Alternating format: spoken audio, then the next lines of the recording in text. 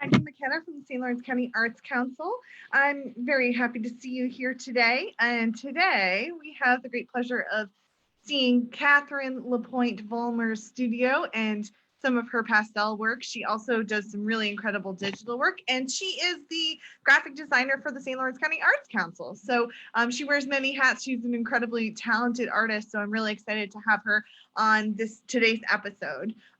She also is a graphic designer at Fraser Dealer Management Software, and Fraser is actually the sponsor for this week's programs. So thank you so much to Mike and everybody at Fraser in Canton for sponsoring local arts and being involved in what we're doing here. We really appreciate your support.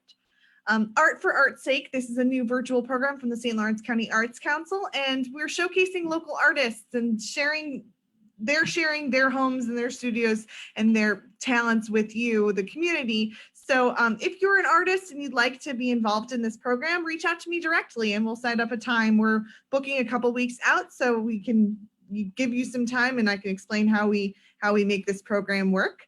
So yeah, if you're interested and you want to share something with the community, reach out to me. You can email me at director@slcartscouncil.org, or you can message us on Facebook. Also, if you're interested in becoming a sponsor and supporting local artists, keeping our Arts Council running while we're in this crazy time, you can also reach out to me. We'd really, really appreciate your support. If you don't want to sponsor, but you just want to give something today, you can go directly to slcartscouncil.org/give and throw us a couple dollars. We'd really appreciate that. So I want to thank everybody who's been involved. This is episode 20. That's crazy. That's awesome. So thank you for being here. Thank you for being on our live feed, and thank you for all those watching later. We appreciate you no matter what. So without further ado, I'm going to have you meet Catherine and take it away. Hello. Can you see and hear me? Okay, great. So I'm Catherine. This is my art studio. I'm going to kind of show you around a little bit, and you can see all the stuff that I've crammed into a tiny little space. Let me switch my camera around if I can. Okay, so over here I've got my technology center. As Maggie said, I do a lot of digital art, so I have a big old scanner over here where I can scan a lot of work, and underneath on the floor, because I ran out of room, got my big old printer down there.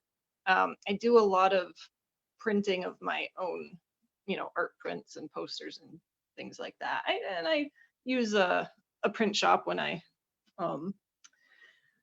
can't handle the workload on my own, but it's nice to have all that stuff right over there. Over here, I've got my computer set up. I have just a regular monitor over on this side.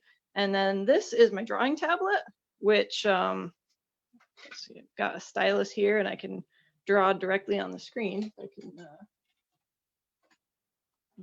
just kind of show off how fancy it is if you guys haven't seen one of these before. It's basically just like drawing on paper, kind of, depending on what program you use. I use a lot of Adobe Illustrator with my poster art. I've got one of my recent posters up here. Let me see here. That I did for St. Lawrence University. I just finished that. And you can get really into all the detail work just by zooming in and get right in there, which is kind of nice. Can't do that with paper. Can't zoom in. So, and this thing is also cool because you can lean it back, you can pull it forward, you can even like spin it, you can move it any which way you want to do. Let's see, got a drawing table over here that usually ends up just holding a bunch of stuff. All of my art books. I love collecting art reference books. I have another big pile that I have to go through upstairs. And I got this cool kitchen cart, which is a really flimsy piece of furniture, but it's nice because I can move it all around. And I'm gonna move it over here so that I can use it when I'm painting later. I've got my easel set up here, and I got some of my pastels all laid out.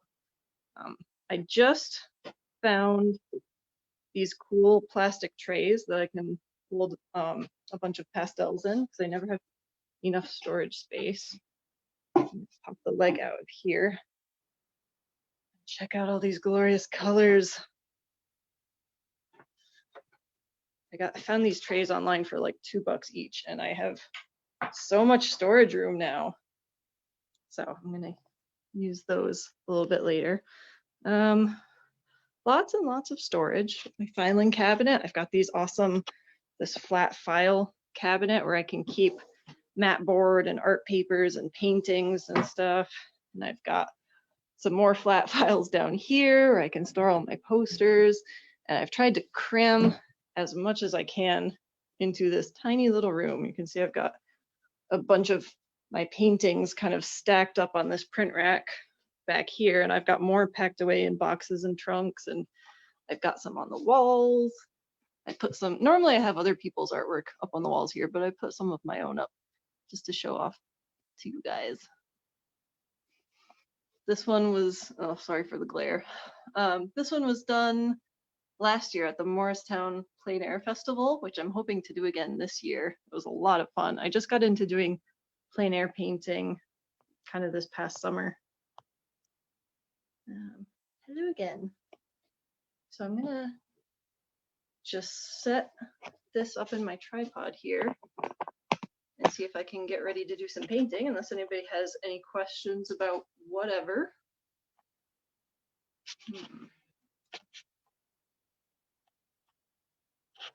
Whoops. I'll let you know if any questions come through, but we are also on a little delay.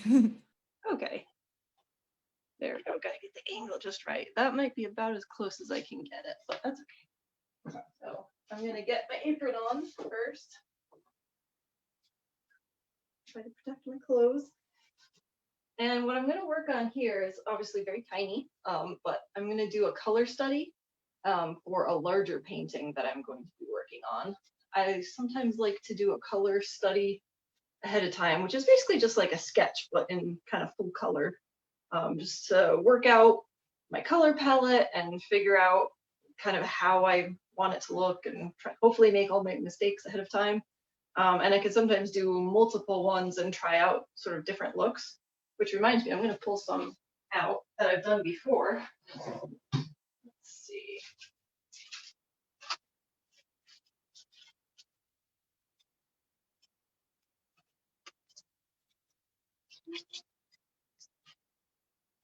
Okay.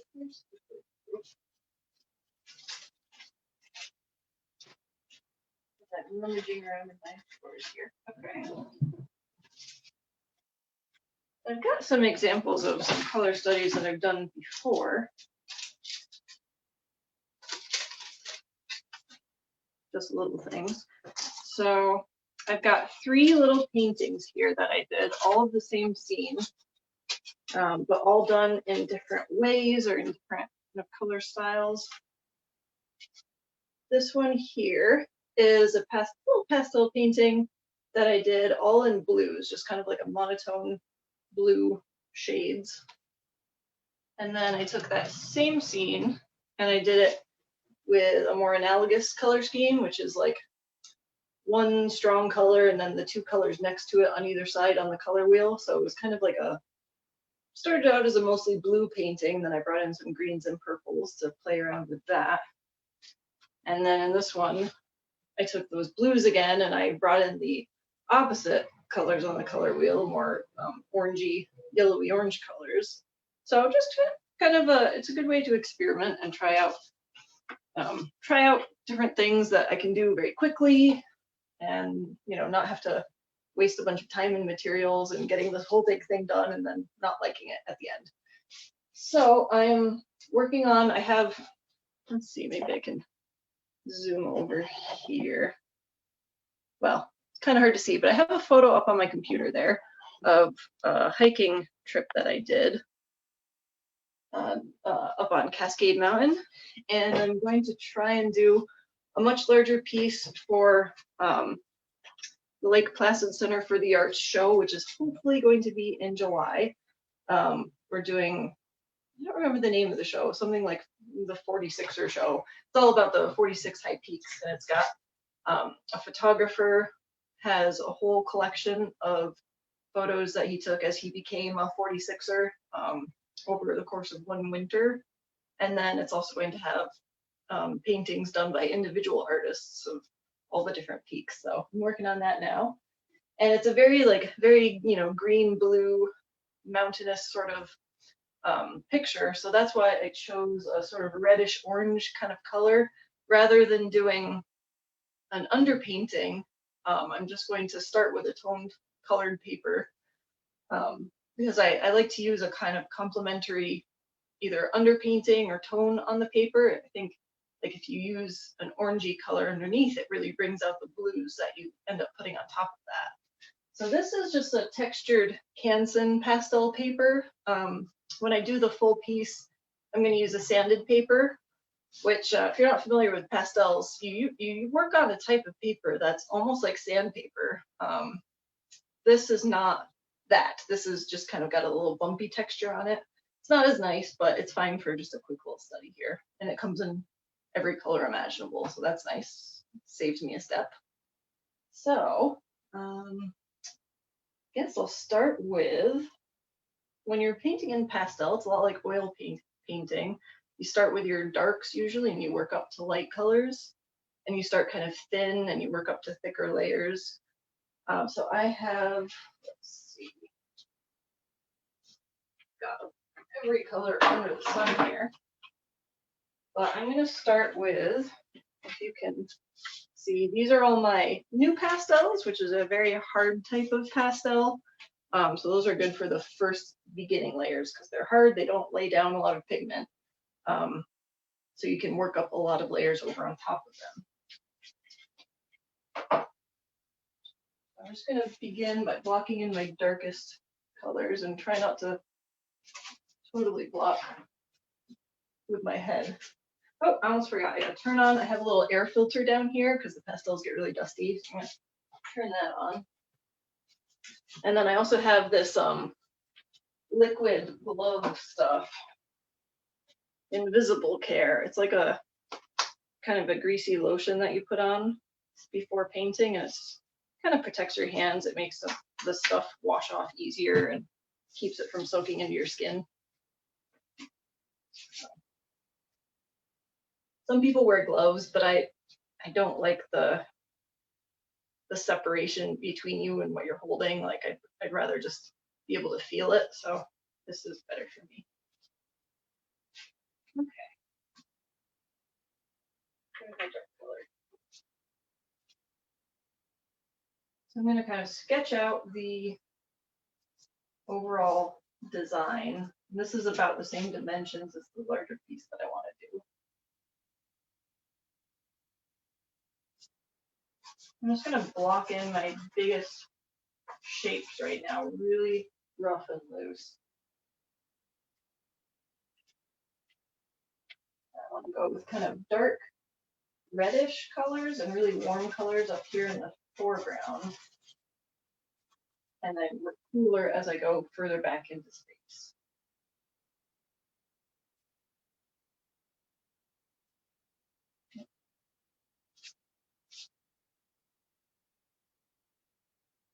Shout at me if I'm just totally blocking it. I could probably move. Yeah, your head is blocking it while you're painting, but I don't know if there's a better setup or not.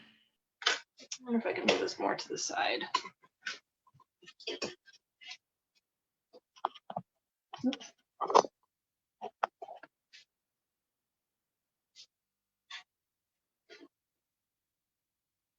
How's that? That's better. Yeah, that's much better. Okay. I'm gonna try and just darken in some spots and get some texture and shape there. I want more. I realized as I was sorting out my pastels into these trays just last week, I really don't have a lot of reds. I need to buy more.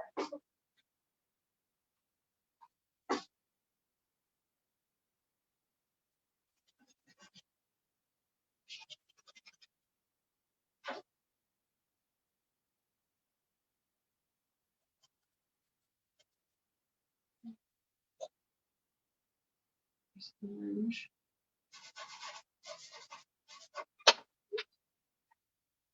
I have a little paper tray underneath here because I'm constantly dropping stuff. I'm really clumsy, and when you drop a pastel, it tends to shatter. So that helps catch the dust and also catch my clumsiness. Okay. So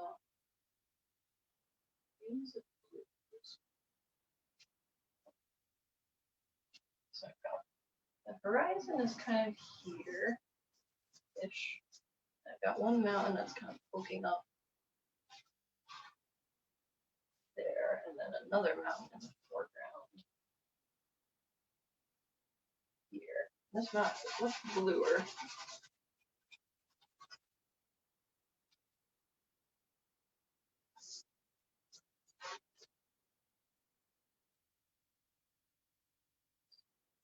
This one's a lot greener.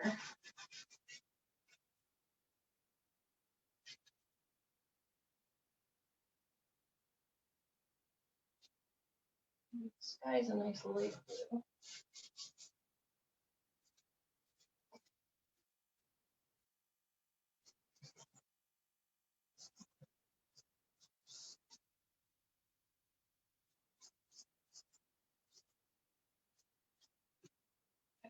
All I really wanted to do is kind of get these shapes defined and put into place, and then I'm going to move on to the softer pastels. There's a little bit of like warm rock at the top of this mountain here.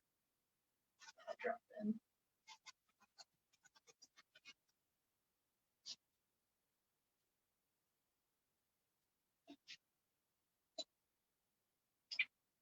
Don't end up using the hard pastels for very long. What have I got here? So I want to keep the really nice warm reddish oranges in the front here.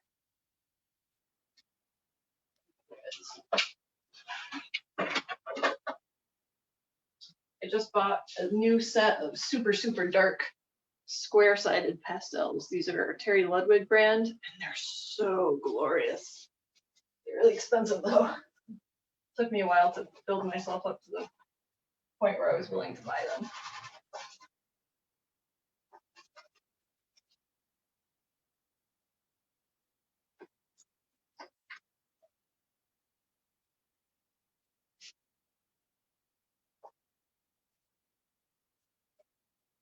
And I'm just trying to like really lightly scumble in some color so that there's like a lot of different colors kind of mixing together. Even though I'm not developing this like all the way, I still want to have some interesting colors in there.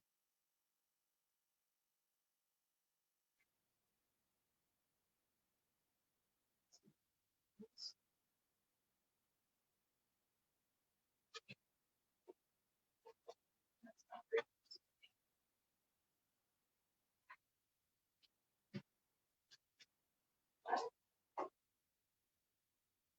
Here we go. This is definitely green. I want some nice warm greens in the front. No cool colors, but a little bit of warm green is okay. Especially in these little scrubby bits.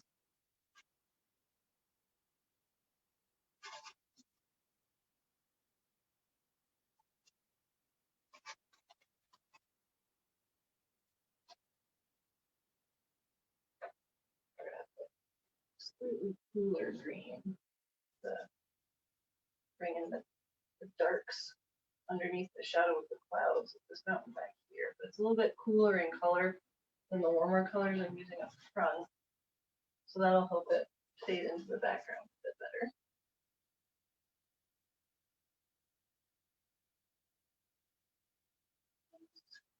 Tiny bit.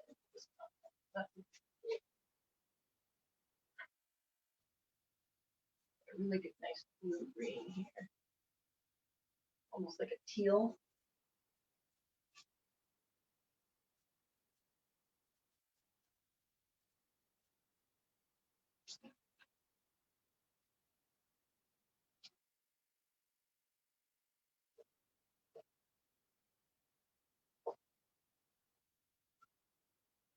And I'm really softly building up layers of color over color. And I like how that orange color is coming through from behind, although by the end of this, a lot of that will end up getting covered. But I like to be able to see just a little bit of it.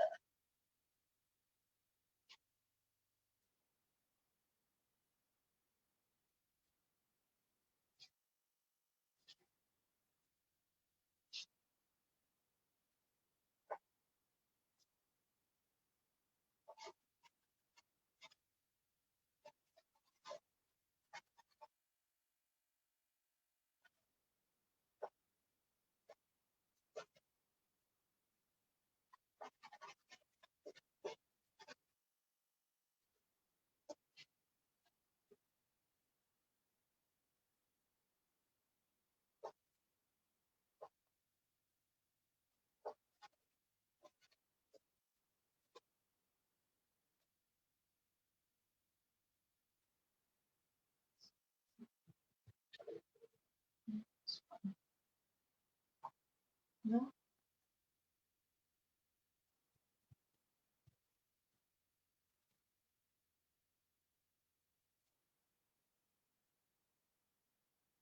Well, a little bit of black just to get these darks really dark. But I don't want it to look black, so I want to keep the warmth underneath it. Probably end up going back over it again.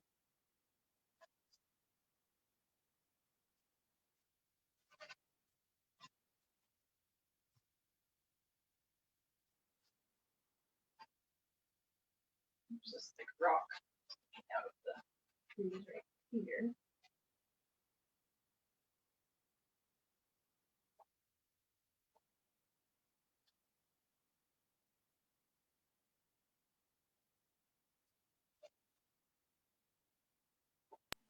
I have a quick question from Mary Lee. Yep. What is your favorite type of subject? Landscapes, animals, people? It tends to change a lot, and it really seems to change depending on what medium I'm working in.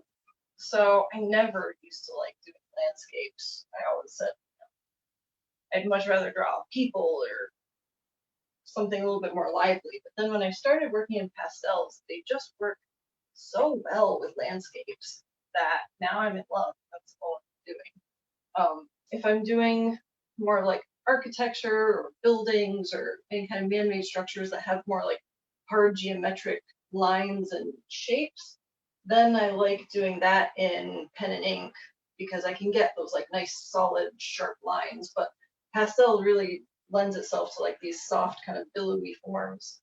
So I end up doing a lot of like foliage and trees and just kind of lush things. Yeah, I've been loving your tree work.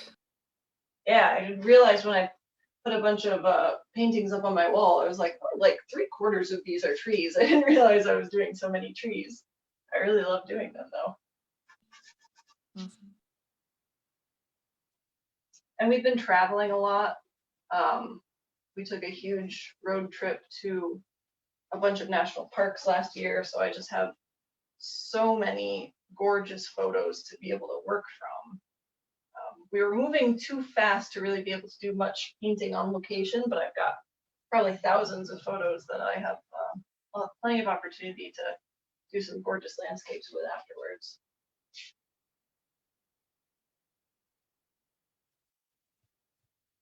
Dark blue to get some shadows in this one. This one is better.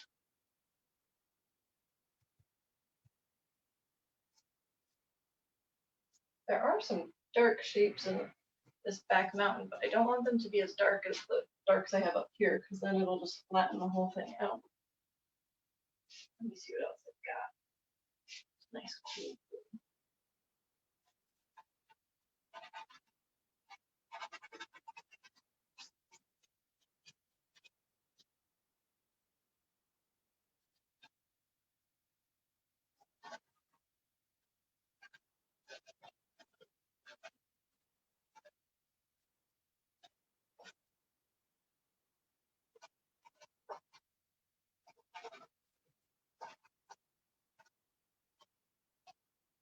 So this is a good exercise in figuring out how much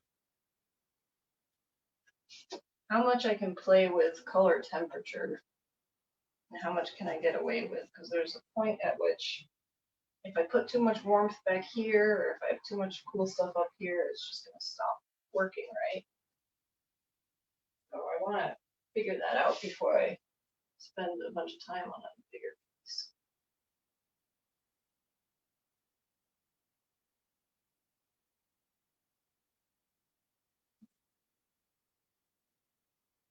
And I don't have to get all the details exactly right,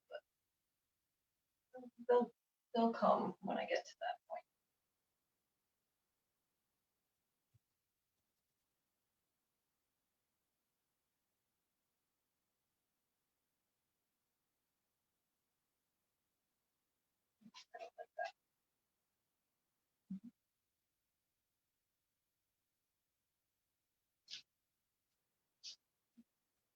There is sort of a warm rock top of this mountain, yellow.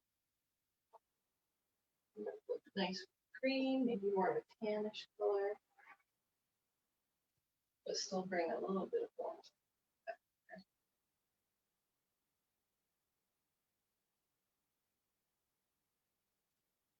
There's yellow in the grass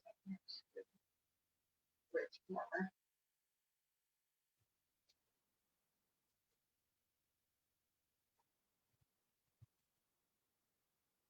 You could blend that better.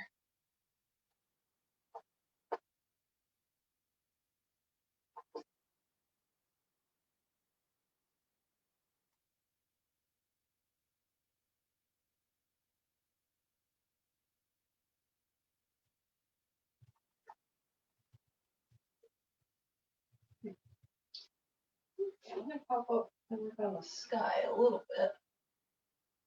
And the sky is a little bit of slightly warmer but brighter blue. Got some nice clouds in it. I'm not very good at painting clouds, so I'm just going to like really faintly indicate them at this point because this is also really small, so it's hard to really get too detailed, but those will certainly be a challenge. Great. This isn't white, it's like a light bluish kind of white. Try to get here.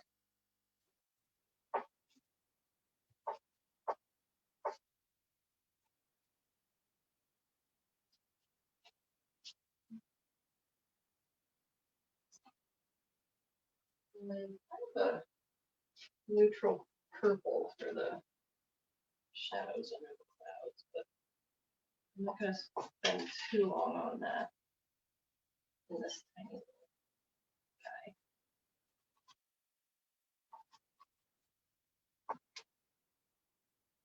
I'm losing little bits of pastel by the minute here.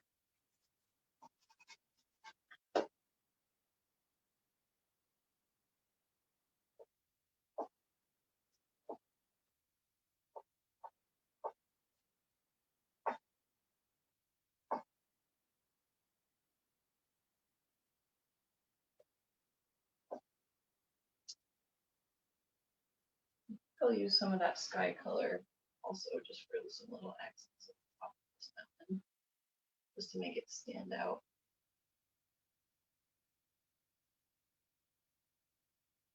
Hopefully not blend in with the sky.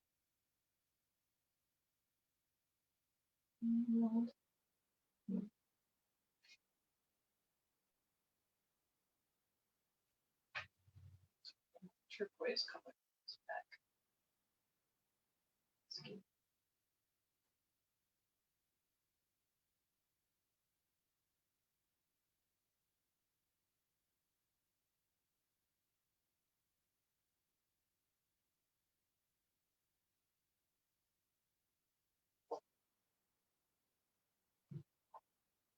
These mountains in the front are really interesting because they have shadows cast from the clouds above on them, which makes it look almost like a dappled kind of light, which that is a pretty cool effect if I can make it clear what's going on here. Remembering where my light and shadow are coming from.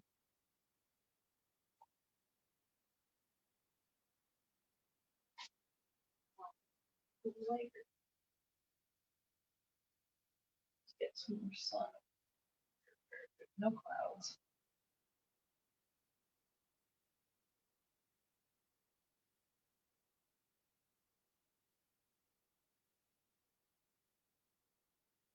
Down here first.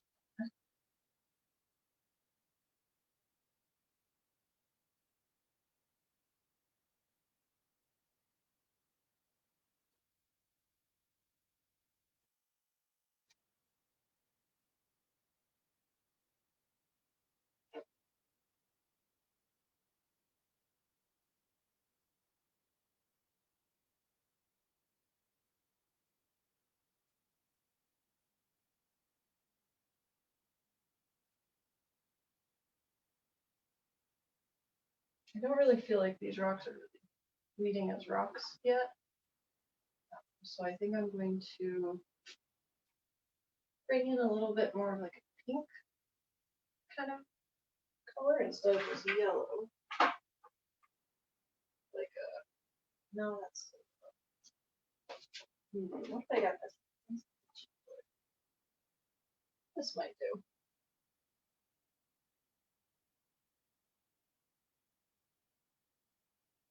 Even if it's not any more rock-like than it was, I like it better.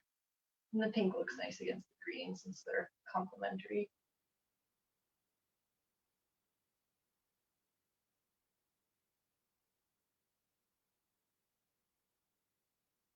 I'll look for a darker version of this to use on this rock in the foreground also, but I don't want it to be that light.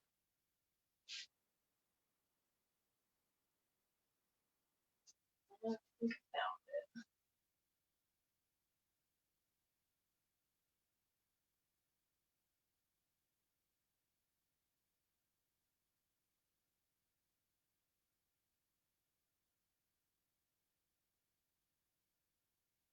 Even this is probably a little bit lighter than I would want. Maybe I'll darken that up.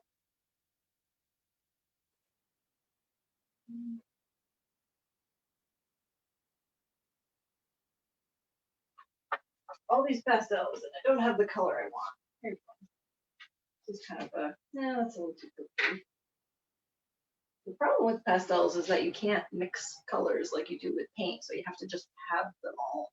And you can sometimes fake it a little bit by putting two colors very close together and doing the impressionist kind of color mixing with your eye, but this is not what I want.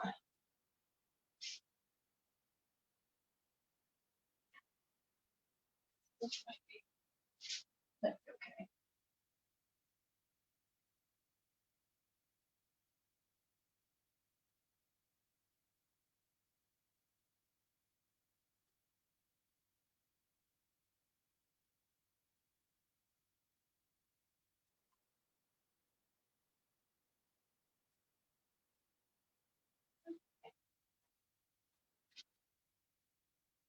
Just find these edges a little bit better since it's right in the foreground.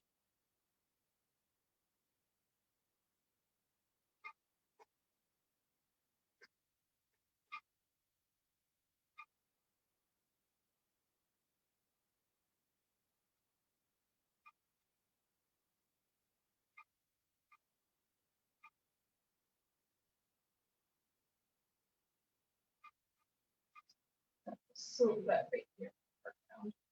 You want it to stand out a bit.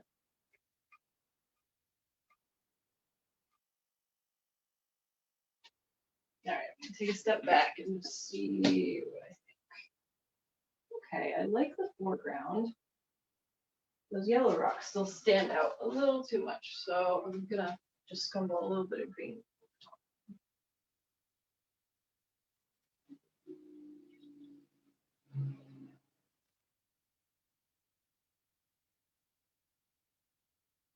I'm glad I'm doing this now, where I can make these corrections. It doesn't matter too much.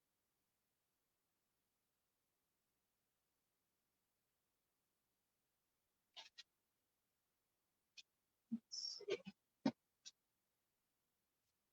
It's better, but it's a little bit too even here, so I want to see if I can make it a little bit more unusual, I guess.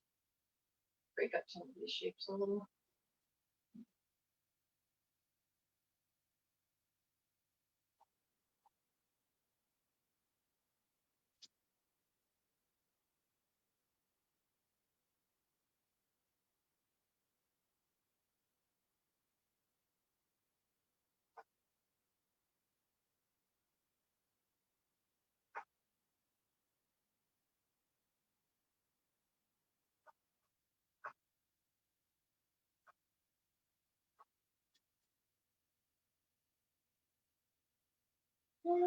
And just for making things interesting, I'm gonna put a little bit of blue into the green because all that green is just kind of a little bit boring.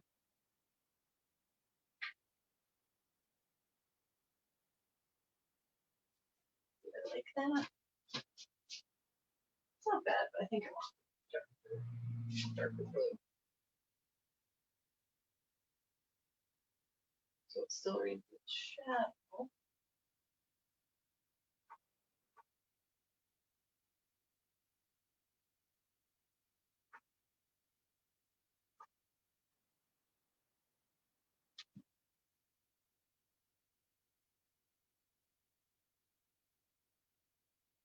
And that could be a little bit more light color in the back mountains. And a little bit more color up the clouds. They just kind of look white to me, even though I didn't use white. I used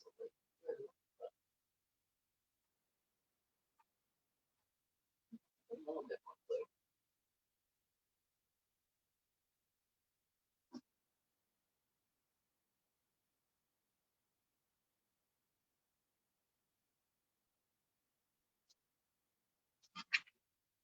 And I still want to show that there's no cloud over here, so there's going to be sun kind of shining diagonally into this valley. So I want to brighten that up, that whole area coming inside.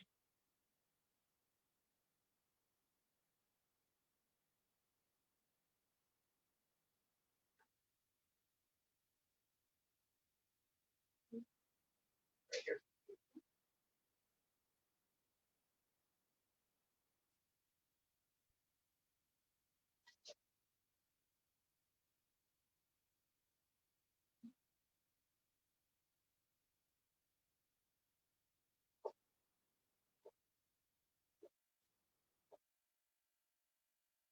This may be a little too light. I don't want it to look like the ocean over there.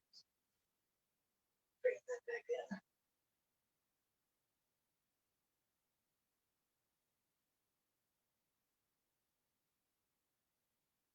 It will help to just darken up the tops. Now it's just to give them a little bit more definition.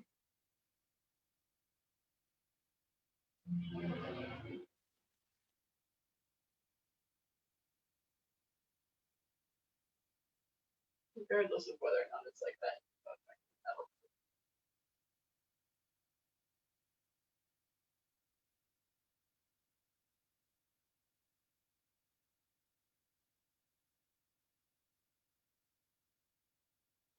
Okay. Okay, I think it's almost, I almost like it, but I want to bring just a little bit of these brighter green colors into the foreground. Not too much. Oops, my computer's going to sleep. Not too much, but just so it doesn't feel like I've cut it in half. So just really light just in the tops of these grasses.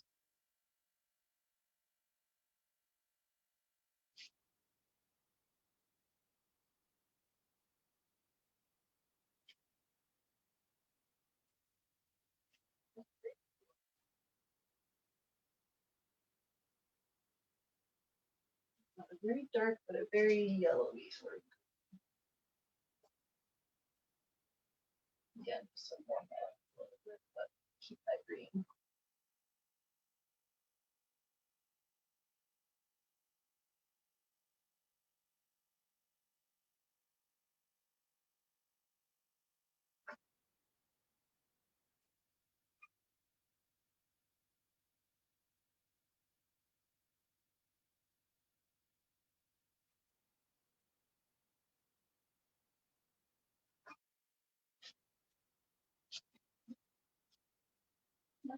definitely better.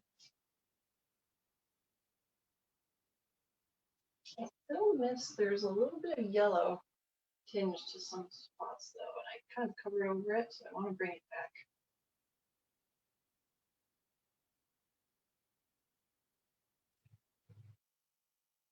Just in the grass.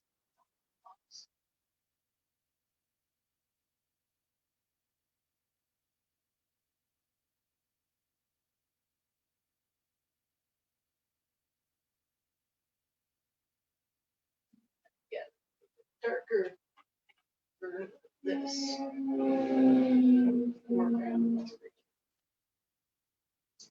I want a darker version of this so that this doesn't become too bright. If I have one.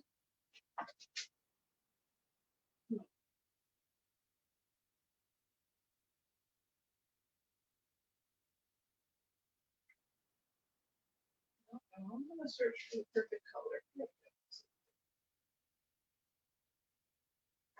When I find colors that I like, I put them to the side here so that I remember which ones they were and I can use them again. So that, you know, if I put them back in my tray, then they'll be lost forever and I'll never remember which one it was.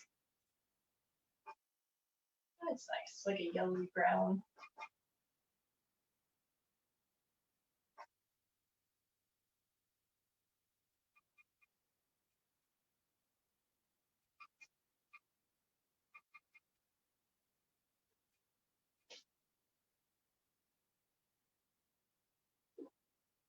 Just a little bit of this slightly cooler green. Again, just tie it into the background a little bit without confusing matter.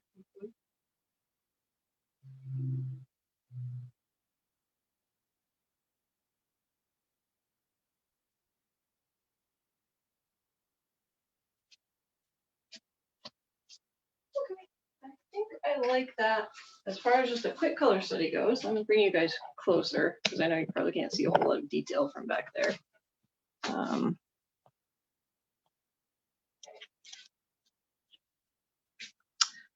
So that's like a color sketch for what I want the larger piece to look like. The phone is actually even making the contrast a little bit sharper than it is from what I'm looking at. So I've got a lot of warm reds and oranges and yellows in here, but a little bit of greens just so that it ties it into the next level here, which is all warm greens and a little bit of blue, and then some very cool blues back here. And yeah, I'm pretty excited to be painting this on a larger scale. That's awesome, Catherine. Yeah. Quick question again from Mary Lee. Let me move stuff. Okay. When doing a landscape from a photo, do you try to replicate the scene, or at times do you put your own take on it? Do you add something that wasn't in the photo?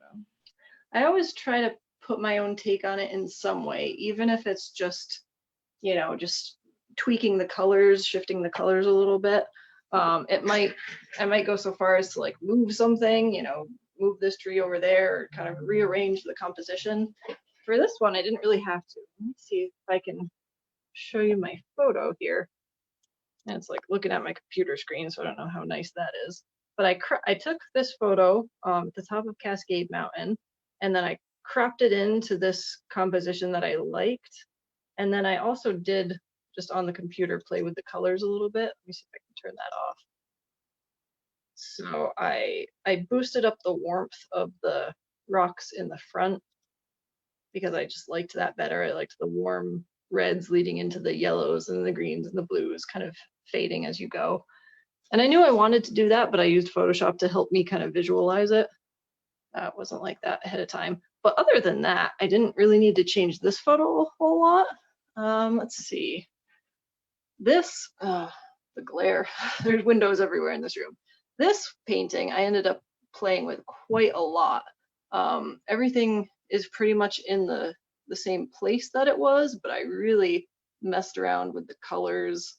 You know, I brought a lot of like bright greens into the sky and yellows into the rocks where there wasn't any of that before. And that's something that I'm trying to get better at. You know, it's It's very easy to copy a photo, but sometimes it doesn't make for the best painting. So I'm trying to get better at being a little bit freer with my photos, being a little bit freer with my color choices and the marks I make. And it's a struggle, but I'm working on it. Sorry, I tried to unmute myself.